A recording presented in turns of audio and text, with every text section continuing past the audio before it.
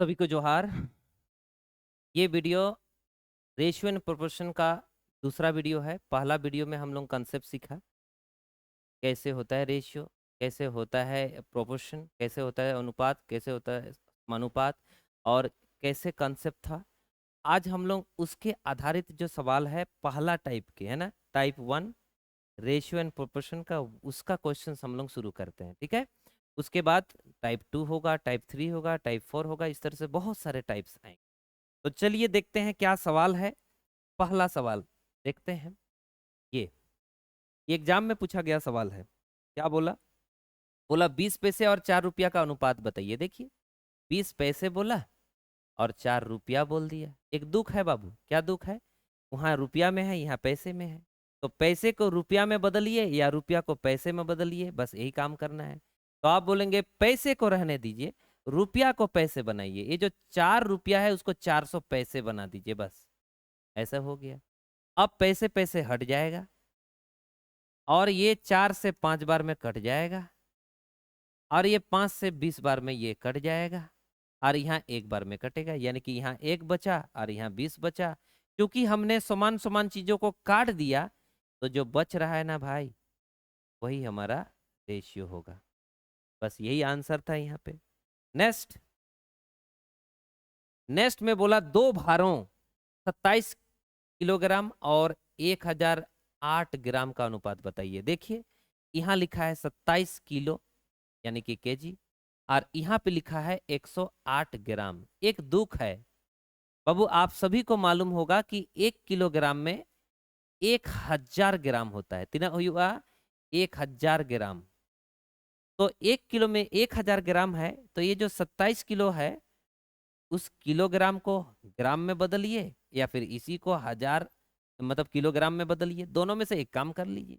तो आप बोलेंगे ये जो किलोग्राम है ना उसी को ग्राम में बदल देता हूं, यानी कि 27 को अगर मैं 1000 से गुना कर देता हूं तो ये ग्राम बन जाएगा और वो भी 108 ग्राम रह जाएगा।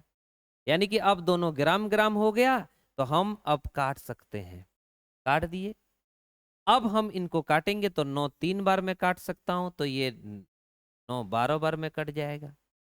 फिर 3 चौका बार में काट सकता हूं, तो ये एक बार में कट जाएगा। तो हमारे पास बचा यहाँ 1000 और हमारे पास यहाँ बचा 4।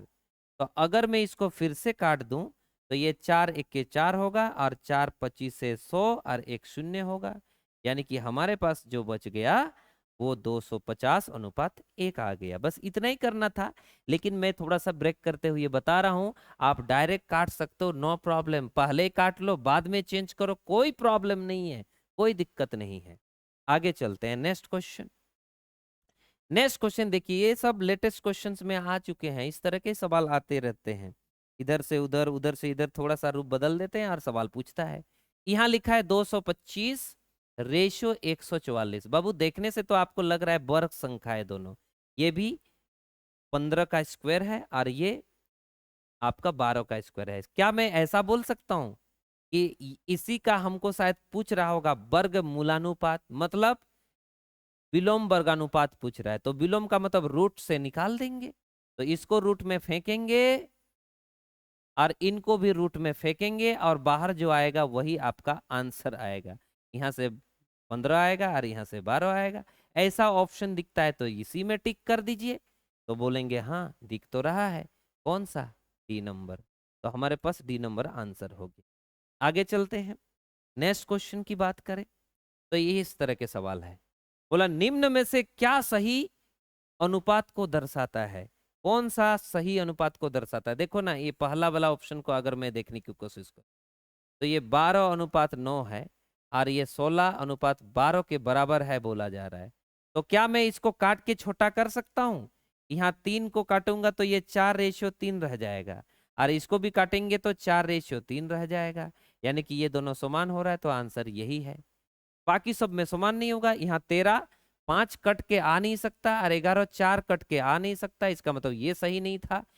30 है और 45 है। 30 के मल्टी मतलब 13 के मल्टीपल में 30 होती नहीं है और 45 24 के मल्टीपल में नहीं होती, इसलिए ये भी संभव नहीं है। ये कटेगा भी तो नहीं हो सकता, ये तो और नहीं हो सकता। तो एक ही मात्र बचता है, तो हमारा आंसर हो गया।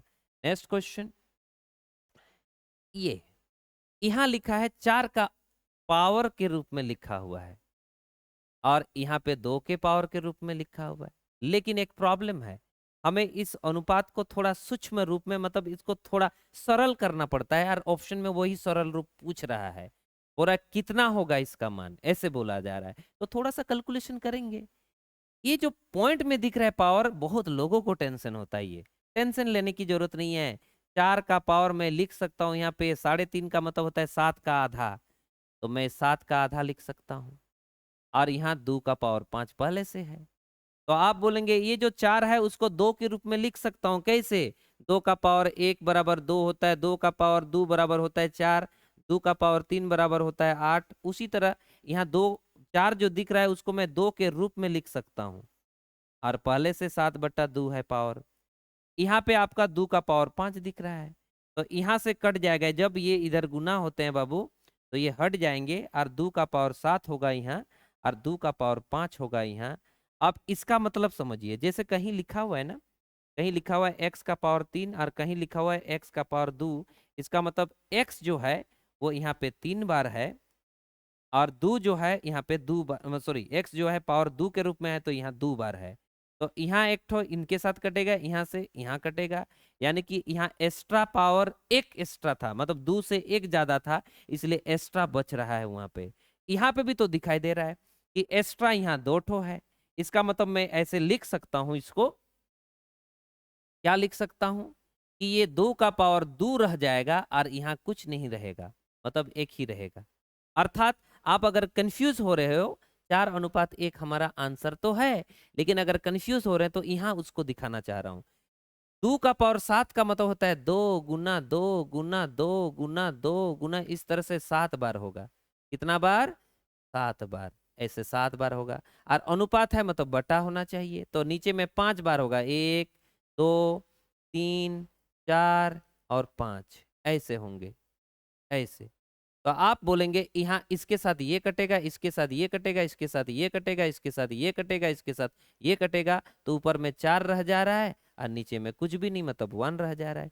तो यही हमारा कहानी था, और कुछ भी नहीं, थोड़ा यहीं पे सॉल्व करते तो मजा आ जाता। ठीक है, हम आगे चलेंगे। आगे जो सवाल होगा वो बिल्कुल इसी तरह का है, मैं चाहता हूं इसको सॉल्व करके आप दिखा देना, सॉल्व करके दिखा देना, आपके पास आंसर ये है। ठीक है, ट्राई कर लेना। नेक्स्ट क्वेश्चन, ये देखिए, ये क्या बोला, न्यूनतम अनुपात बताइए, मतलब सबसे छोटा अनुपात बताइए। तो एक चीज लिखा है 10/18 एक जगह लिखा है, 7/21 लिखा हुआ है एक जगह, 12/16 लिखा हुआ है एक जगह, और 8/20 लिखा हुआ है एक जगह। ये जो रेशियो है ये अपने आप में सही रेशियो नहीं है, तो सही रेशियो में थोड़ा सा बदल दीजिए, थोड़ा अच्छा लगेगा। इसको काट सकते हैं हम, तो यहाँ लिख सकता हूँ 5/9, काट दिया मैंने, कितना से? 2 से। इसको मैं 7 से काटता हूँ, तो यहाँ 1/3 आ जाएगा। इसको मैं काटूंगा तो 3 चौके में होगा और 4 चारे में होगा। इसको मैं काट सकता हूँ, 4 दुगने में होगा और 5 दुगने में, बस। जैसे मैंने काट दिया तो ये छोटे नंबर में तब्दील हो गया। अब छोटे नंबर में तब्दील हुआ तो हमको कैलकुलेशन करना बहुत इजी हो जाएगा। कैसे इजी हो जाएगा बाबू? तो बोलोगे ये तो सीधा सीधा दिख रहा है, नीचे वाले नंबर को या तो समान कर लो या फिर इसको प्रतिशत में बदल दो, समान कर लो या प्रतिशत में बदल दो। तो बोलोगे नीचे वाले नंबर का एलसीएम लेना पड़ेगा, मैं बताऊंगा एलसीएम होता क्या है। हालांकि आप 10th क्लास तक पढ़ चुके हो, इसका मतलब एलसीएम मालूम है। ये जो नीचे वाले नंबर है ना, उनका एलसीएम लेना होता है, इस तरह से लेंगे, 9 × 3 × 4 × 5 एलसीएम लेना होगा। तो एक बार 3 से जाएंगे तो 3 तीर के 3 एका 4 रहेगा, 5 रहेगा, और नहीं कटेगा, तो नहीं कटेगा ना, 4 से 3 कटेगा, तो ना 3 से 5 कटेगा, ना 5 से 2 कटेगा, कुछ भी नहीं कट रहा है। इसका मतलब ये जो नंबर्स आपको दिख रहे हैं इसका गुना कर देना है, 9 होगा और 20 होगा, यानी कि 180 हो जाता है। तो 180 एलसीएम है, तो यहाँ पे आप 180 को गुना करोगे, 180 को गुना करोगे, 180 को गुना करोगे, और जो बड़ा दिखेगा वही बड़ा और जो छोटा दिखेगा वही छोटा होगा। अब मैं काटूंगा तो यहाँ आ जाएगा 100, यहाँ काटूंगा तो 60 आ जाएगा, यहाँ काटूंगा तो 45, 3 3 5 15 और 3 4 12 13, और यहाँ पे इसको काटूंगा तो 72 आ जाना है। ठीक है,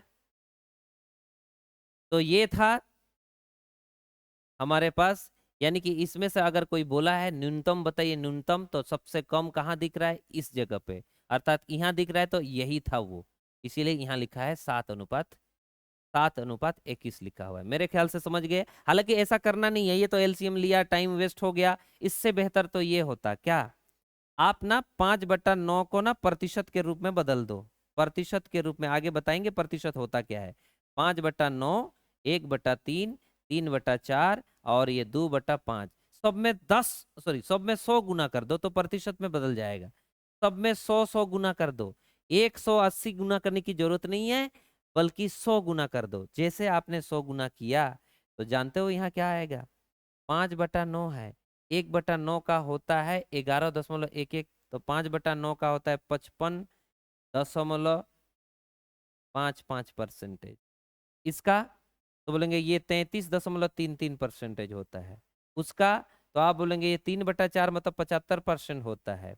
और इसका तो आप बोलेंगे ये 40% होता है। तो सबसे कम इसी में दिख रहा है, और इसी का मतलब यही, और यही का मतलब 7/21। तो हमारे पास आंसर वही आया। ठीक है, तो मेरे ख्याल से थोड़ा बहुत समझ में आया, नहीं समझ में आया तो कमेंट सेक्शन में जरूर बताओ, ताकि मैं आने वाला वीडियोस में कभी भी इनके बारे में आपको थोड़ा सा जरूर बता दूंगा।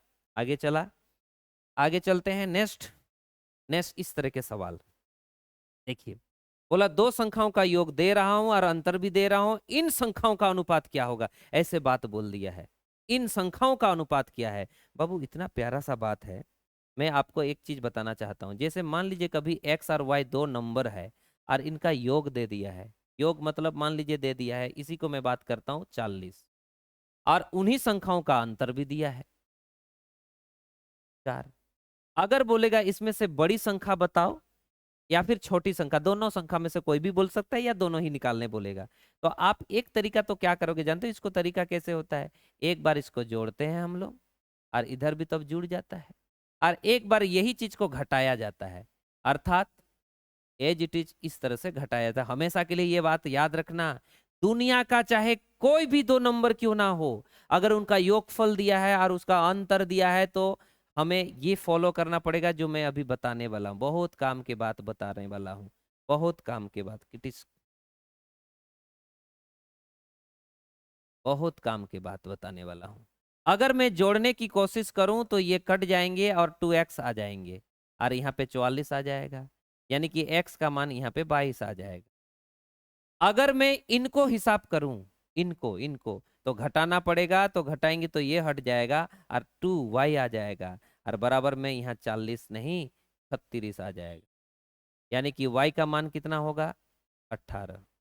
हमें बोला है उन दोनों संख्याओं का अनुपात बताइए जो दो संख्या हुआ करते थे, तो बोलोगे x और y का अनुपात पूछ रहा है, यानी कि ये 22 था और ये 18 था। अगर मैं इनका अनुपात बनाऊं तो 11:9 के रूप में हमारे पास आ जाएगा, जो कि हमारा आंसर हो जाए। लेकिन इतना तो चामझाम किए ना बाबू, ऐसा बिल्कुल नहीं करना चाहिए था।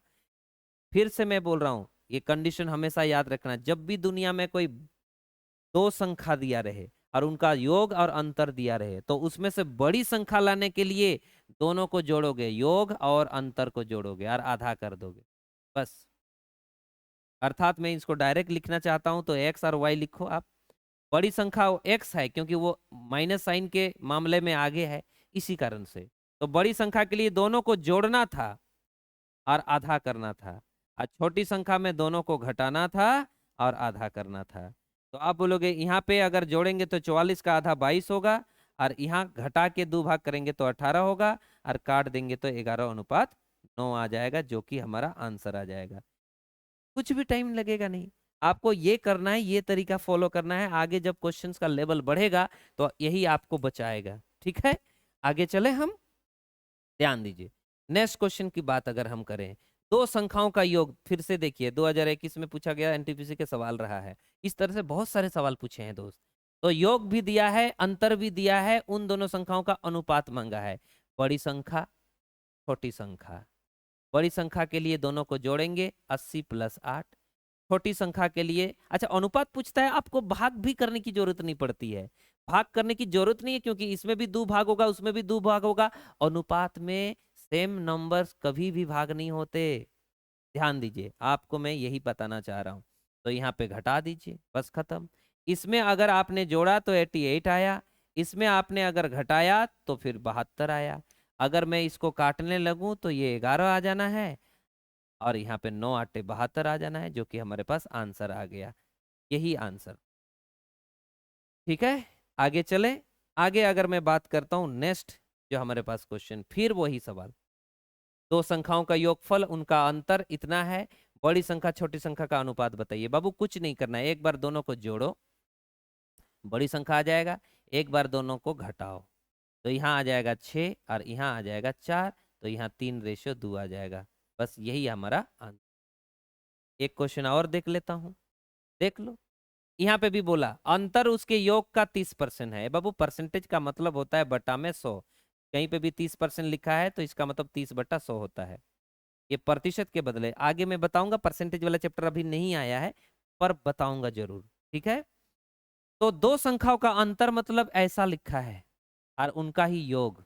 दो संख्याओं का अंतर जो है मतलब x माइनस वाई जो है वो उनके योग का कितना परसेंट है, 30%।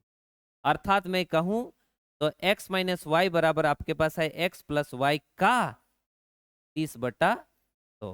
अब 30/100 का मतलब ये सामने आया कि अंतर अगर 30 है तो इनका योग जरूर 100 है। आपको मैं बताया था, फिर से बोला दोनों का अनुपात बताइए। तो क्यों इतना छेड़छाड़ करना, बिल्कुल नहीं करना चाहिए था, हमको डायरेक्ट करना चाहिए था। 30% का मतलब हुआ 1/3, सॉरी 30 बटा, हाँ 30 बटा डायरेक्ट भी लिख सकते हो, 30 बटा लिख सकते हो 100, और 30/100 के बदले ऐसा लिख सकते हो 3/10। अब 3/10 का मतलब योग है 3 और अंतर है, सॉरी योग है 10 और अंतर है 3, तो दोनों को क्या कर देना है, जोड़ना है। तो दोनों को जोड़ेंगे तो 13 आएगा, और दोनों को घटाएंगे तो 7 आएगा, यानी कि 13:7 हमारे पास आंसर आएगा। तो चाहे कुछ भी हो जाए हमारे पास आंसर आ जाएगा। डायरेक्ट करना है, डायरेक्ट काम खत्म करना है, मामला खत्म। ठीक है, तो मेरे हिसाब से थोड़ा बहुत आपको समझ में आ गया होगा। तो मैं उम्मीद करता हूँ ये वीडियो ज़्यादा बड़ा ना हो, इसीलिए मैं इस वीडियो को यहीं रोकता हूँ। और कैसे लग रहा है कैसे नहीं आप कमेंट सेक्शन में जरूर बताइए, क्योंकि ये मेरा ड्रीम बैच है, तो मैं चाहता हूँ कि सिस्टमेटिक तरीके से सारे वीडियोस लेके आ जाऊं, ताकि आप सभी को किसी प्रकार का दिक्कत नहीं हो। अच्छा कहीं भी दिक्कत होगा ना तो मैं जरूर वो जो सीरीज एतोहब को मुचेत वाला बना रहा हूँ, वो सीरीज में आपको वो बेसिक चीजें और क्लियर कर देंगे। ठीक है ना, तो चलिए बने रहिए और वीडियो सब देखते रहिए। सबको धन्यवाद, जोहार।